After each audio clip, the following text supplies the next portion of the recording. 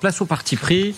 Dominique Roux, vous restez autour de la table. Abnous Chalmani nous rejoint pour son parti pris international. Et c'est vous qui commencez, Roux, votre parti pris. Vous évoquez l'affaire, entre guillemets, Patrick Bruel. Votre parti pris, la justice, rien que la justice. On se pose toujours 1000 questions dans ces affaires. Faut-il en parler, pas en parler? Comment? La présomption d'innocence? Oui, mais beaucoup de témoignages. Vous dites la justice, rien que la justice, c'est-à-dire? C'est-à-dire que Patrick Bruel est une star, une grande star, mais il n'est pas au-dessus des lois. Alors aujourd'hui, il fait face à de graves accusations de plusieurs types, de viols, d'agressions sexuelles, d'attouchements absolument inappropriés. Je pense qu'il doit s'expliquer, qu'il doit répondre, que la justice doit faire son travail, évaluer la vérité des plaintes, celle de la défense du chanteur. Et d'une certaine façon, théoriquement, j'aurais rien à en dire. Parce que ce sont des faits intimes, douloureux, très personnels. Et de fait, depuis des années aujourd'hui, ce sont des procès médiatiques avant les procès judiciaires qui décident du sort des accusés. Et la présomption d'innocence s'en trouve très maltraitée. C'est une réalité, on peut le regretter. On peut aussi gloser sur l'exécution sommaire d'un homme célèbre, présumé innocent par définition, et qui après peut se retrouver relaxé, mais des années plus tard et des années trop tard. Le problème, c'est que dans ces affaires, c'est très difficile d'apporter des preuves, que c'est parole contre parole, que c'est donc extrêmement complexe. Et en même temps, je vous dis franchement, je me suis dit, il faut quand même en parler parce que je sais combien pour une femme, c'est très difficile d'oser. D'oser se souvenir d'abord de moments glaçants, refoulés, pour oublier, alors qu'on s'est senti sali un instant. D'oser aller ensuite à un commissariat, puis devant des juges, puis raconter encore, d'oser aller à la télévision, à la radio, parler de moments très pénibles, s'exposer, être critiqué, être maltraité, alors qu'on se sent d'abord une victime. Donc là, vous répondez à ceux qui disent « mais pourquoi n'ont-elles pas parlé avant ?» Vous dites « attention, ça n'a rien d'évident ». Alors moi, ce que je voudrais d'abord dire, c'est qu'il faut poser les faits, laisser l'enquête se dérouler, et ne pas décider, nous journalistes, qui serait coupable ou qui serait innocent. Parce que il ne faut pas laisser nos préjugés l'emporter, mais rapporter de façon brute et factuelle les faits, c'est déjà très important. Alors, il y a aujourd'hui 12 plaintes qui sont déposées en France, 10 regroupées au parquet de Nanterre, une à Paris, une à Saint-Malo, 2 de masseuses dont les procédures avaient été classées sans suite et qui ont de nouveau porté plainte le 12 mai dernier. Une personnalité du cinéma, hier assistante de 26 ans, aujourd'hui directrice générale d'Unifrance, Daniela Elser, elle dénonce, elle, une agression dans un taxi, une tentative de viol, au Mexique en 1997. Une nouvelle plainte va être de nouveau réexaminée, celle d'une jeune femme de 19 ans. Elle datait aussi de 2015, elle avait été classée en 2021 et elle ressurgit, elle va de nouveau être examinée. Mais c'est le témoignage de l'animatrice Flavie Flament qui fait basculer l'affaire d'une certaine façon dans un domaine très grand public. Elle accuse le chanteur de l'avoir violée en 91, alors qu'elle était âgée de 16 ans au domicile de l'artiste. Elle pense avoir été endormie contre son gré et s'être retrouvée dans son lit en train de se rhabiller. Alors voilà, c'est vrai que ce sont des affaires qui remontent à des décennies et parfois, et c'est normal, on peut avoir le réflexe de dire pourquoi si tard? C'est pas si grave alors. Mais tous les psychologues connaissent ce qu'ils appellent la dissociation, ce mécanisme de protection qui coupe l'événement de sa conscience pour le supporter en quelque sorte et continuer à vivre au quotidien en l'ayant obéré de sa mémoire. Puis un jour, la victime sort de sa sidération traumatique et elle peut parler. Écoutez, Flavie Flament, je ne veux pas porter de jugement sur cette affaire. Encore une fois, je le précise, nous sommes journalistes et seulement journalistes pour apporter des faits. Elle expliquait pourquoi elle commençait un peu à parler. Je plonge dans quelque chose parce que j'ai une absence, un blackout total. Les choses s'arrêtent pour moi. En revanche, j'ai un souvenir extrêmement précis du moment où je sors de cet état, où j'ouvre les yeux, et là je le vois, on est sur son lit et il est en train de me remettre mon pantalon.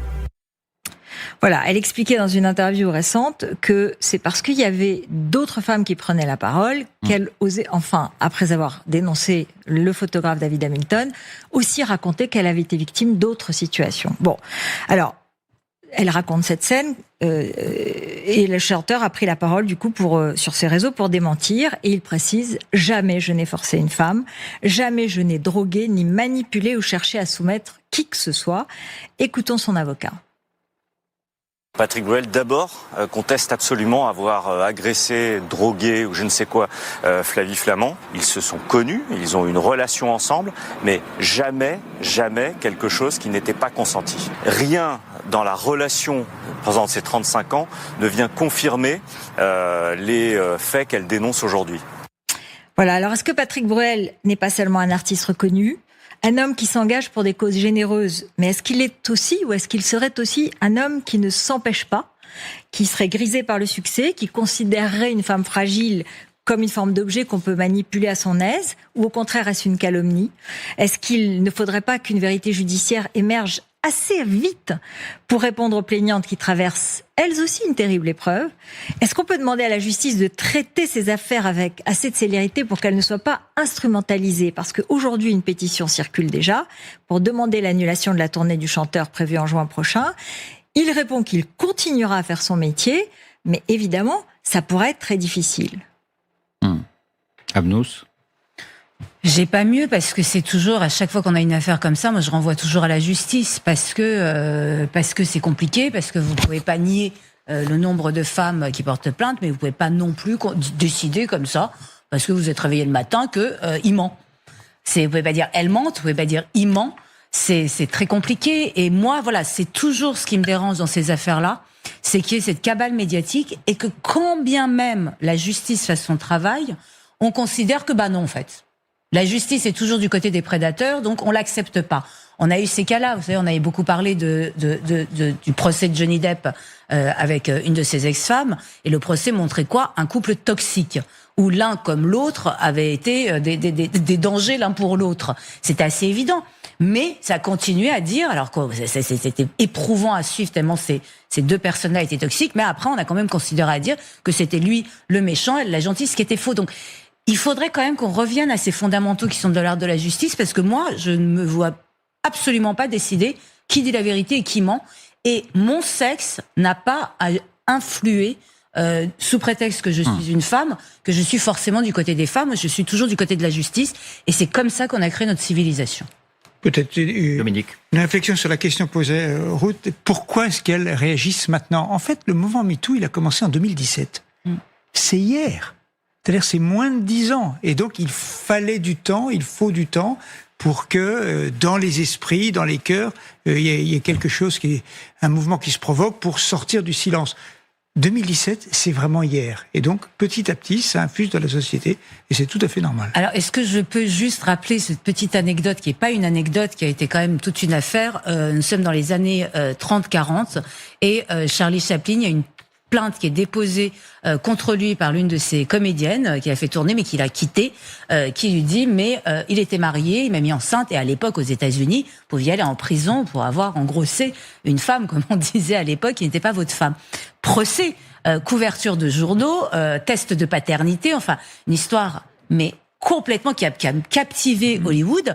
Mais juste pour dire cette histoire, et au final l'enfant n'était pas de Charlie Chaplin, mais il était prouvé qu'ils avaient une histoire, donc ça s'est resté collé au basque de Chaplin très longtemps, et c'était en plus la bonne excuse au moment de la chasse aux sorcières communiste pour le macartisme, pour le virer. Et juste pour dire que moi ça me dérange toujours, et alors là je vais parler en tant que femme, pour le coup, c'est quand ça m'arrange, vous allez me dire, mais là je vais parler en tant que femme, c'est que cette idée que les femmes ont commencé à parler en 2017, c'est faux. C'est qu'il y a eu un mouvement qui a été amplifié par les réseaux sociaux, c'est une réalité. Mais alors moi qui suis une passionnée du cinéma... Ça a formellement commencé en 2006 aux États-Unis. Mais ça a formellement commencé le hashtag MeToo a commencé en 2017. En fait, ça a commencé formellement depuis la nuit des temps. C'est-à-dire qu'il y a toujours eu des femmes qui ont pris la parole pour dénoncer. C'est ce qu'il y a eu, c'est qu'il y a eu une amplification, et peut-être que l'écoute a été réelle. Mais quand cette comédienne a porté plainte contre Chaplin, elle a été entendue et il y a eu procès. Ce que dit Dominique, c'est que le mouvement a aidé peut-être certaines pour qui la parole est moins facile. Totalement, je suis tout à fait d'accord, mais ne pas imaginer que les femmes... C'est pas les ténèbres avant et la lumière que les femmes sont tues, c'est que nous avons toujours été capables de dire, mais que peut-être on est davantage entendu et que le mouvement est plus spectaculaire. Non, parce qu'on n'a pas spécialement envie, quand on peut être victime d'une telle situation, à des degrés divers, d'en reparler, de le revivre ou de le réévoquer ou même de le ressentir. Et donc ça, c'est aussi une réalité. Et de ce point de vue-là, il y a une douleur partagé des deux côtés. C'est vrai que Patrick Bruel, il doit rendre des comptes, il doit s'expliquer. Mais pour les femmes qui, aujourd'hui, portent plainte, c'est aussi une très grande douleur d'aller porter plainte et de se retrouver dans cette situation. Et c'est, au-delà du fond, dans la forme, c'est quelque chose qui est un parcours très, très, très violent. Dominique, votre parti pris économique, on en a peu parlé, mais il se tient un grand procès aux États-Unis entre deux géants de la nouvelle technologie. Et vous dites le jour où Elon Musk a perdu. Oui, ce qui n'est pas si fréquent que ça. Alors pourquoi est-ce qu'on parle d'Elon Musk ? Parce que c'est une des personnalités les plus connues au monde. Si on interroge vraiment les habitants de cette planète, ils connaissent à peu près tous Elon Musk, sa fortune, 700 milliards de dollars, et elle va passer au mois de juin le cap des 1000 milliards de dollars. Première fois dans l'histoire, puisqu'il va introduire SpaceX en bourse. Cette nuit, ce soir, il y a la plus grande fusée de tous les temps, 124 mètres, Starship, qui doit normalement décoller. Il a réalisé 80% des lancements de fusées en 2025. Donc je pourrais continuer. Il y a SpaceX, il y a des Tesla qu'on continue à voir dans le monde entier. Il n'a apparemment que des succès. Hier, décision d'un tribunal fédéral en Californie qui a déclaré qu'Elon Musk avait tort. Et l'histoire, il faut la décrire en 3 phrases, c'est entre donc Elon Musk, patron de SpaceX, de Tesla, etc., et Sam Altman, le patron d'OpenAI. Alors OpenAI, ça ne dit pas forcément à tout le monde quelque chose, mais c'est ChatGPT, donc tout le monde voit à peu près. Et l'enjeu de l'affaire, c'est que l'entreprise OpenAI a été créée en 2015 avec l'aide de Elon Musk, qui a versé 38 millions de dollars, mais il les avait versés à une entreprise qui était une société, une fondation à but non lucratif. Et il reproche Elon Musk à Sam Altman d'avoir, non pas torpillé, mais d'avoir basculé le modèle d'OpenAI vers une entreprise commerciale. Et il dit, ça n'est pas prévu au départ, donc vous me devez des dommages et intérêts de combien ? 134 milliards de dollars. Avec lui, vous savez, c'est 1, 2, 3, 0 et voire 4. Ça peut surprendre parce qu'on ne fait pas l'idée de Musk comme une personne totalement désintéressée et peu attachée au business. Oui, effectivement, vous avez raison. Et donc, il y a eu 3 semaines d'échanges assez passionnants en réalité, parce qu'on est rentré dans la mécanique de ces entreprises qui se créent. 2015, c'est vraiment hier, là encore. Et vous savez ce qui est devenu ChatGPT. Et la décision a été prise par le tribunal fédéral hier de Californie. Musk a perdu. Alors, il va faire appel, mais il a perdu, il a tort. Il y a 3 leçons à tirer. D'abord, c'est que... Qu'est-ce qu'il cherchait en vérité, Dominique, Elon Musk ? Alors, il cherchait à éliminer un concurrent. Il cherchait à éliminer un concurrent parce que, et on va voir un tableau de l'ensemble des IA génératives qui sont sur le marché aujourd'hui. Et on voit que, donc, chacun les connaît, mais il faut les identifier avec leurs propriétaires. Donc, ChatGPT que chacun connaît, Copilot, Claude, Gemini, on en est aux 3. Et Elon Musk a une IA générative, Grok, qui marche pas. En fait, elle n'est pas très bonne. On a eu encore des résultats il y a 2 semaines qui montrent que aucune entreprise au monde n'achète Grok, et donc il voulait simplement éliminer le concurrent ChatGPT qui marche bien. C'est important de regarder ce tableau parce que ça change quasiment chaque semaine. Lequel est, à votre avis, aujourd'hui, celui qui marche le mieux ? Claude. C'est Claude, effectivement, qui marche le mieux en entreprise. C'est plutôt Copilot et Gemini, mais c'est Claude qui est auprès du grand public. On a tous téléchargé les uns les autres. Et donc la première leçon, c'est celle-ci, c'est qu'il voulait éliminer un concurrent, il a perdu. La deuxième leçon, c'est que le concurrent qu'il voulait éliminer va pouvoir franchir des pas supplémentaires. Il aurait disparu si Musk avait gagné. La Californie a dit, la justice Californie a dit, il faut en fait que la concurrence continue. Et donc ChatGPT, qui a un partenariat avec Microsoft, ils sont à 50-50, enfin à peu près, va pouvoir investir beaucoup. Et on sait qu'il y a des Chinois qui progressent aussi, mais les Américains évidemment sont tout à fait en tête, et les Européens n'ont rien. Et la troisième leçon, Mistral, qui est un petit peu nouvelle. Alors, il y a Mistral, le français Mistral, mais qui ne joue plus dans la cour des IA génératives pour le grand public.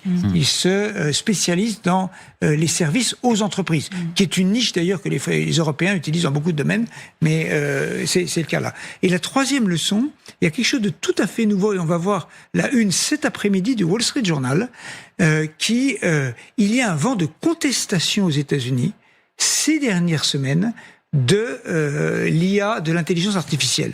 Il y a des manifestations à chaque fois que s'installent des data centers. Alors nous, en France, on a l'habitude de ça. Mais aux États-Unis, ça commence à arriver.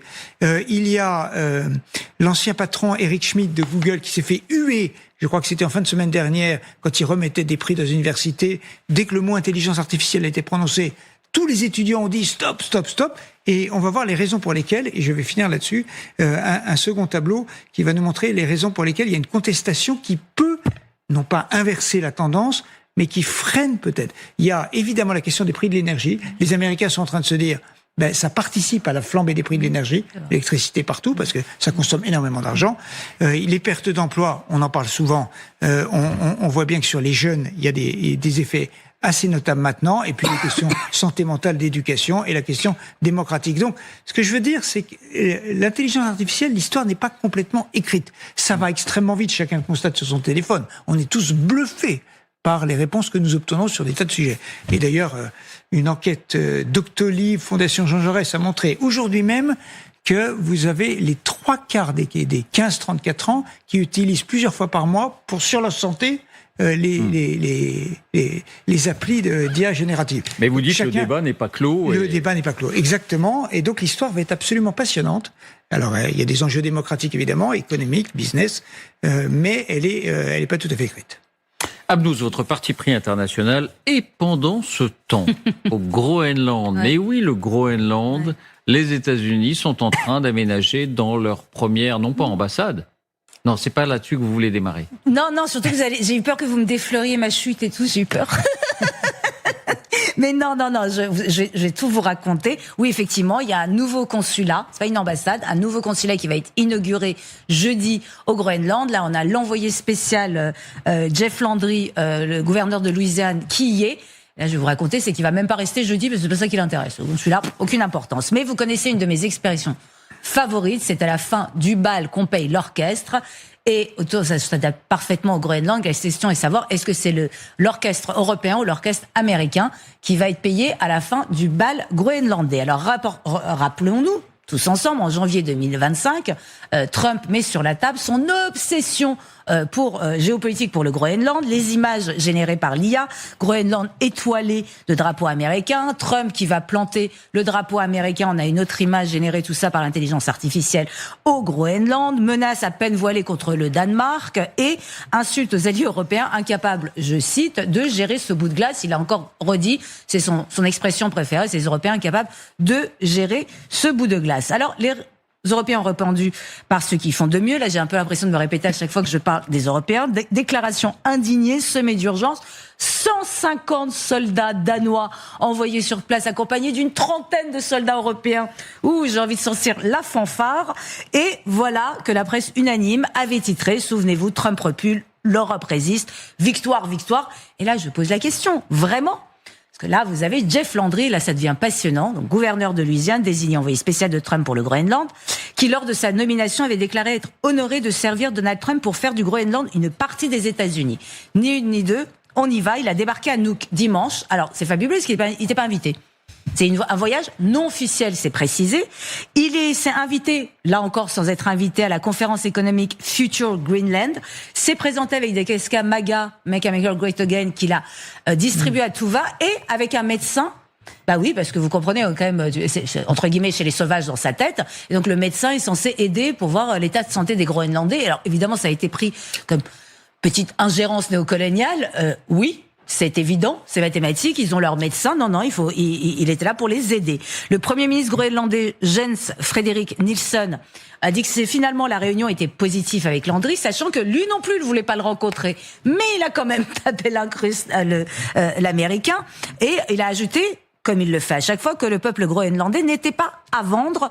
Et le ministre des Affaires étrangères groenlandais a dit que les discussions sur les bases militaires semblent, je cite, plus prometteuses qu'avant. Car il y a un groupe de travail entre Copenhague, Washington et Nuuk qui est en train de discuter des bases militaires. Parce que figurez-vous que les Américains avaient 3 autres... Alors, il y en a une base militaire.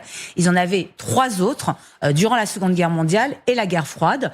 Ils les ont abandonnés et faute de guerre. Et maintenant ils considèrent que la guerre is back. Donc ils veulent récupérer ces bases-là. Et l'Europe n'y a jamais fait opposition à cette Non, mais c'est là où c'est réinstallation. intéressant, c'est qu'on est concentré sur ces négociations militaires, mais pour moi la guerre, elle se passe littéralement sous terre. La société américaine Critical Metal Corp a obtenu l'approbation du gouvernement groenlandais pour contrôler 92,5% du projet Tandbris. C'est l'un des plus grands gisements de terres rares au monde, contenant les 8 éléments de terres rares lourdes essentiels au système de défense, à l'énergie propre et aux technologies avancées. Donc, pendant que nous, les Européens, nous rédigeons ces fameux communiqués indignés, fiers de notre résistance, eh bien, eux, les Américains, achètent le sous-sol. Vous allez me dire, cher David, je vais voir si vous allez dire ça. Je vais vous dire, les terres rares, l'exploitation des terres rares au Groenland, c'est pas gagné. C'est très compliqué, vu les conditions météo, géologiques, etc.